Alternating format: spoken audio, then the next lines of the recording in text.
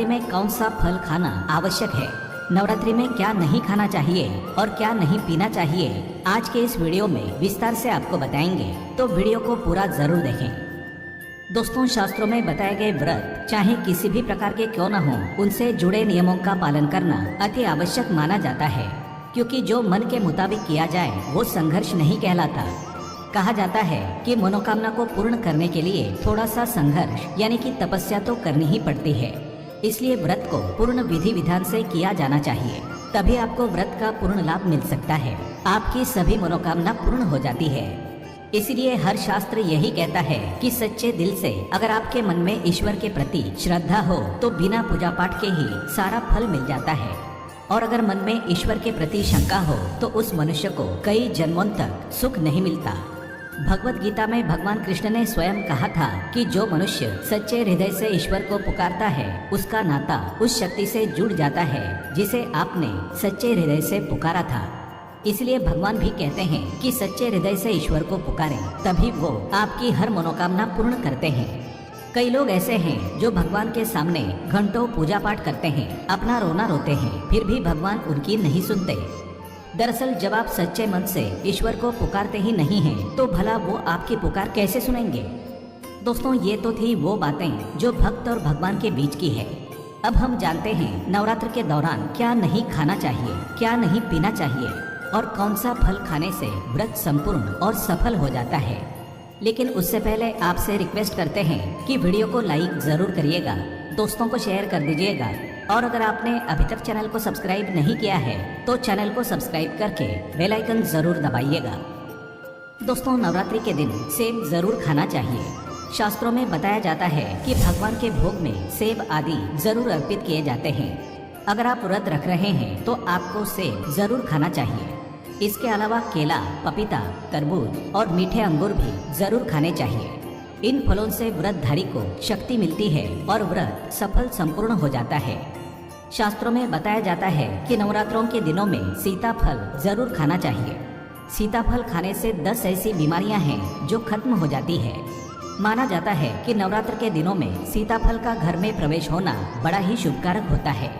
सीताफल खाने से नवरात्रि का व्रत सफल हो जाता है, क्योंकि इसमें माता सीता का आशीर्वाद मिला हुआ होता है। नवरात्रि के दौरान इसे जो भी खाता है उसे दुखों का सामना नहीं करना पड़ता, तो नवरात्रि पर सीताफल आपको जरूर खाना चाहिए। नवरात्रि में देवी दुर्गा के उपासक को नींबू और कटहल ना तो खाना चाहिए और ना ही इसे काटना चाहिए। दोस्तों, नवरात्रि में व्रतधारी को डब्बाबंद लस्सी, डब्बाबंद जूस आदि नहीं पीने चाहिए।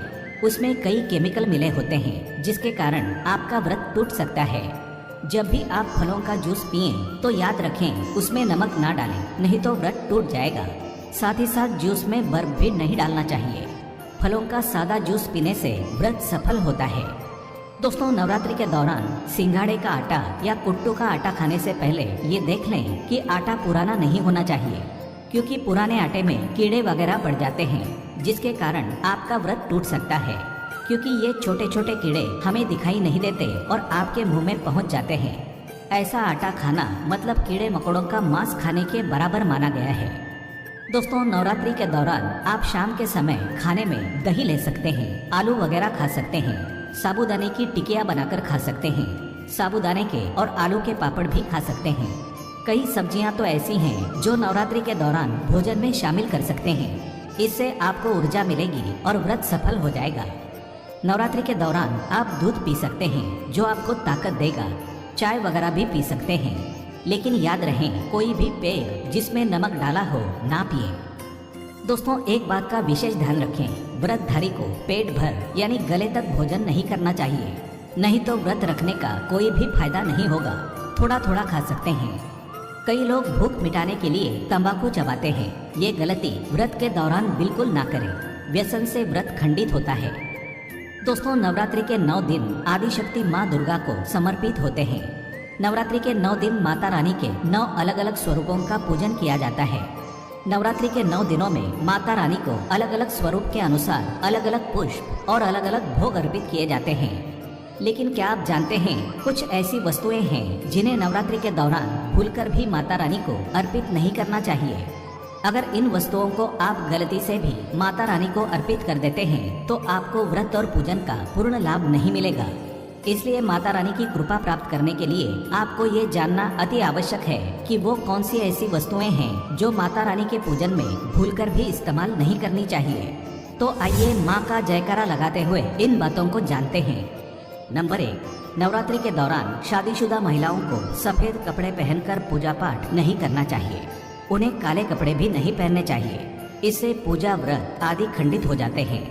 माता की चौकी जब आप लगाएं तो उसके नीचे कागज नहीं लगाना चाहिए। माता की चौकी हमेशा लाल कपड़ा बिछाकर ही सजानी चाहिए, क्योंकि ये समृद्धि और अच्छे भाग्य का प्रतीक माना जाता है।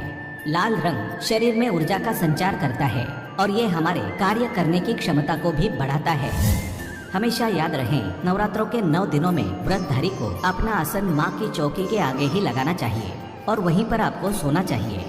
मंदिर को नवरात्रों के दौरान अकेला नहीं छोड़ा जाता। इसे बहुत ही अशुभ माना जाता है। इससे दुर्गा माता नाराज हो जाती है और हमेशा के लिए चली जाती है। नंबर 2, नारियल। हिंदू धर्म में नारियल को समृद्धि, धन, श्रद्धा और सम्मान का सूचक माना जाता है। नारियल को श्रीफल भी कहा जाता है। नारियल को सुख समृद्धि में वृद्धि करने वाला माना जाता है। नारियल का हर मांगलिक कार्य में विशेष महत्व होता है। जैसा कि आप सभी जानते हैं कि माता रानी के कई मंदिरों में नारियल से बलि भी दी जाती है और माता रानी के पूजन में नारियल का इस्तेमाल हम सभी करते हैं। खासकर कलश की स्थापना नारियल रखकर ही की जाती है। माता रानी के पूजन में हम नारियल का इस्तेमाल करते समय अक्सर गलतियां कर बैठते हैं। दोस्तों, नारियल अनेक प्रकार के होते हैं। पूजा और प्रसाद में ज्यादातर हरा और कभी सूखा नारियल इस्तेमाल किया जाता है, लेकिन माता रानी के पूजन में सदैव पानी वाला और जटा वाला नारियल ही इस्तेमाल करें। देखें कि नारियल पूर्ण होना चाहिए। नारियल चटका हुआ या टूटा हुआ नहीं होना चाहिए, क्योंकि साबुत नारियल ही पूर्ण माना जाता है, जो पवित्रता का प्रतीक होता है। साबुत नारियल ही सुख समृद्धि का प्रतीक होता है। साबुत नारियल को ही श्रीफल यानी कि माँ लक्ष्मी का फल कहा जाता है। नवरात्रि में माता रानी के कलश की स्थापना करते समय जटा वाला यानी पानी वाला नारियल ही कलश पर स्थापित करना चाहिए। साथ ही ये ध्यान रखना चाहिए कि नारियल को सदैव कलश के ऊपर लेटा कर रखना चाहिए। घट स्थापना करते समय कभी भी नारियल को खड़ा करके नहीं रखा जाता। नारियल को सदैव लेटा कर कलश के ऊपर रखा जाता है।